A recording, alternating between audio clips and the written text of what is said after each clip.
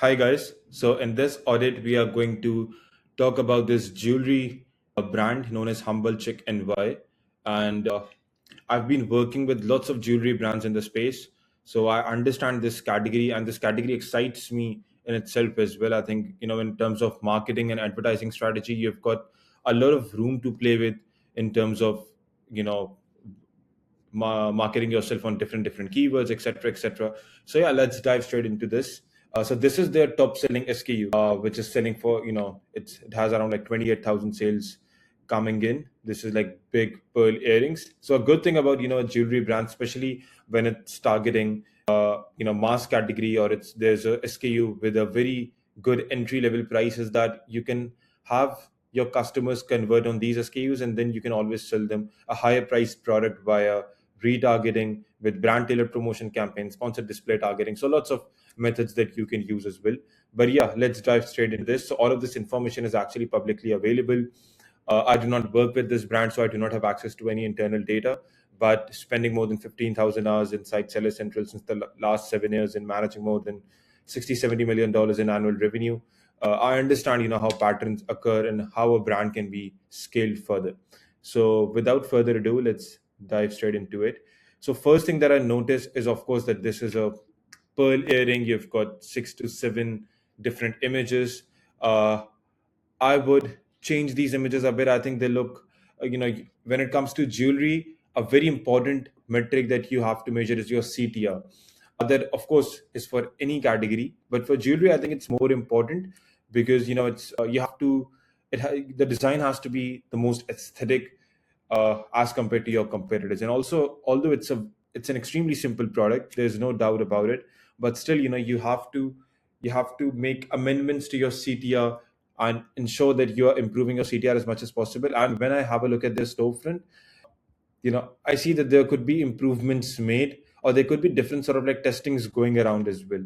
Although I would rate it as 7 upon 10 or 7.5 upon 10. But yeah, going a bit down below, another thing that I see is competitors targeting them. Right now it's not coming, but there were sponsored display ads running on them, and right now they've got sponsored product ads running on them with potential sellers selling at a very lower price, selling the exact same product as well, maybe, right? So when it comes to your top SKU, the best selling one, because they've got such a huge catalog, I would definitely recommend them doing a good amount of defensive targeting this way.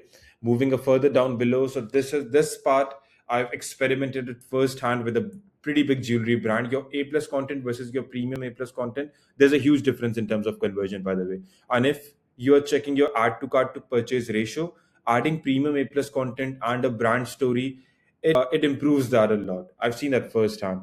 So because I've seen their creatives on their website as well, that they're pretty decent, they're pretty good, and they can actually add a lot of these creatives. They'll definitely be eligible for premium A plus content right now as well. So I think adding premium A plus content and a brand story is a no brainer. So for entry level SKUs, it's extremely good to have a simple A plus content without any brand story. But I think in order to sell your much higher priced products, and of course even for like lower priced products as well, for better conversion, and if you're planning to improve your price down the line, there should be brand story as well. And I think this the brand name in itself can be used for a good brand story. So Humble Chick NYC, if it's an NYC jewelry brand, you always get the premium feel, right? And it's already featured in multiple places. So the repeat customers and customers coming from a jewelry store and then buying it online, of course that will be a good amount as well. But the reason for you coming to this marketplace is, of course, targeting new to brand customers. So ensure that in order to target new to brand customers, you are putting yourself as the most premium authentic brand. Of course, it's American owned, so it's US made USP as well. That will not be there with a lot of Chinese owned brands if they're selling the same product. So of course you have to position yourself in a lot more different way. Now, one another thing that comes from a lot of experience operating in this category is what kind of keywords are you targeting, right? And I'll jump on there a bit later, but I see that it has got a 4.1 rating. And once I opened up their reviews, I think there can be a potential of actually removing these reviews as well. So a lot of these reviews are actually extremely recent, and a lot of them only talk about that it's a broken product.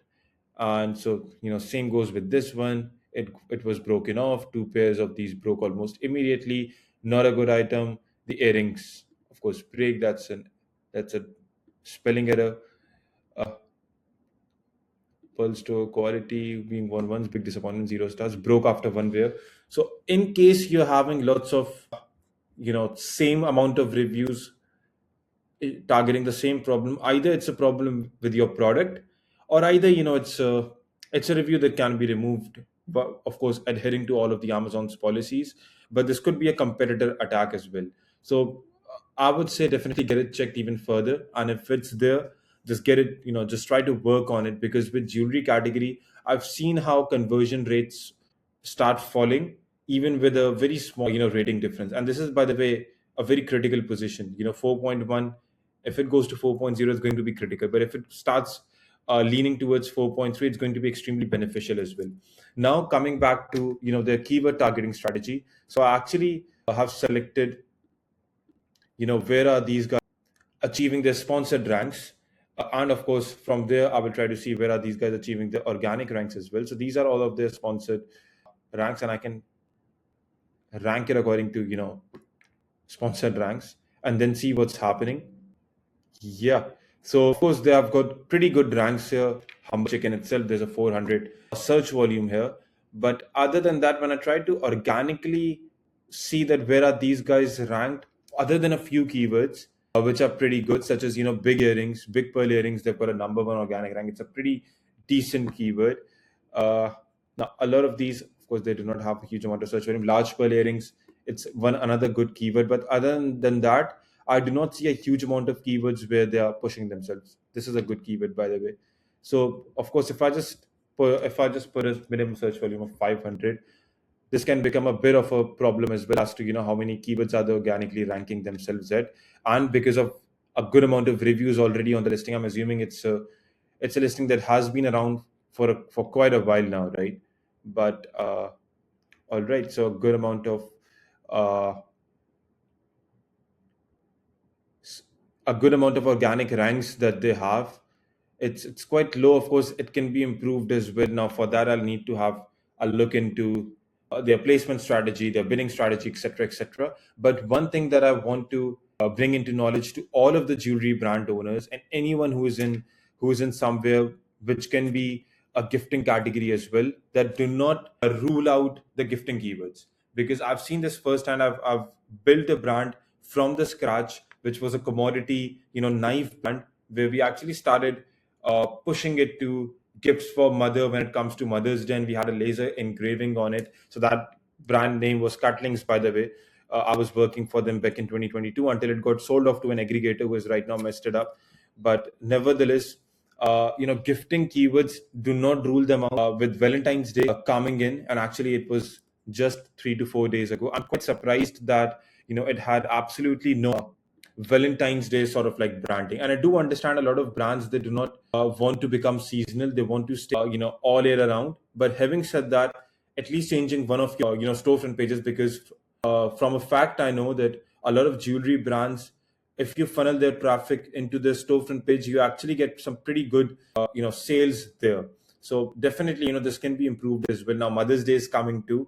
A good amount of SKUs can be marketed from a Mother's Day perspective. If even if you're not doing your best selling ones, the ones where your revenue is right now quite less, but there's enough social proof, there's a good amount of reviews and rating, you can actually change their marketing angle a bit and push them more to gifts for mom, let's say, when the Mother's Day comes in the next 3 months, right? So ensure that you're utilizing all of these holiday events, because there's a huge amount of spike that comes in. And I'll share a bit of my strategy as well. So I used to rank myself on, let's say, gifts for mom or gifts for Father's Day, right?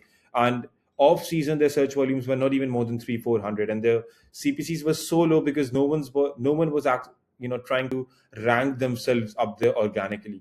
And because of us spending, let's say, $500 or $1,000 in total just for ranking on that keyword of the season, when the season came in, those search volumes spiked up to, let's say, 10,000, 15,000, and we were the ones sitting on those ranks, like on top 5 6 ranks.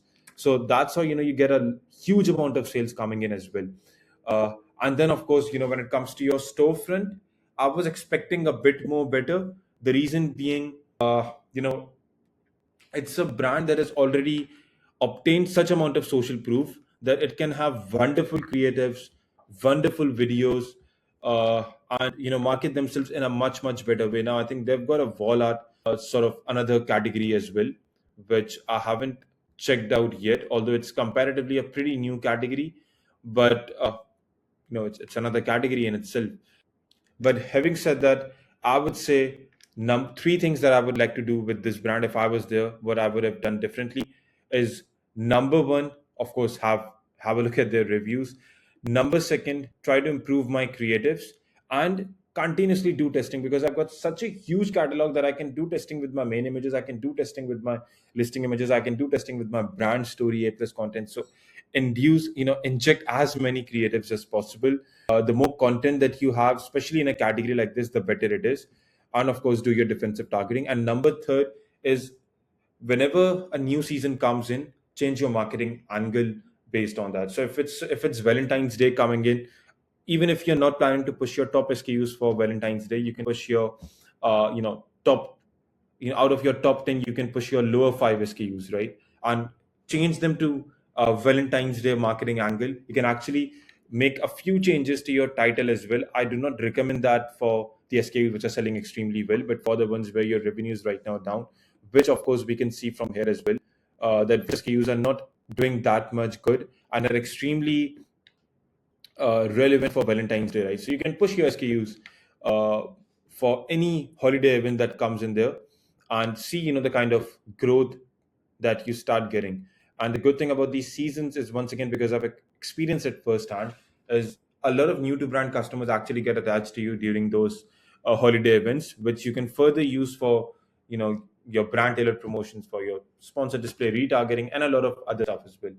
uh, One last point that I would like to bring in terms of advertising strategy, if you guys are, if I was running ads on, let's say, top 5 SKUs here, I would definitely have a look at my attribution report, when it comes to which product am I running ad for versus which one's converting. And if there's a certain amount of trend where my other product is converting, even if that's a variation of this presentation. So I'll tell you, if they're running ad on Excel White, but let's say a good amount of Excel Pink is also converting, and they're not running any ads on Excel Pink, I would try running, experimenting with Excel Pink as well. The reason being, once again, this is something which I've seen very closely, and which we are monitoring it right now as well, that when you start running an ad on a product which was converting on some other advertisement, you actually get better CTR and better conversion rate when you're running exactly on their SKU, right? And you already know the targets based on which campaign are you seeing those results on. So yeah, that's a sum up. And yeah, that's it for now. Thank you.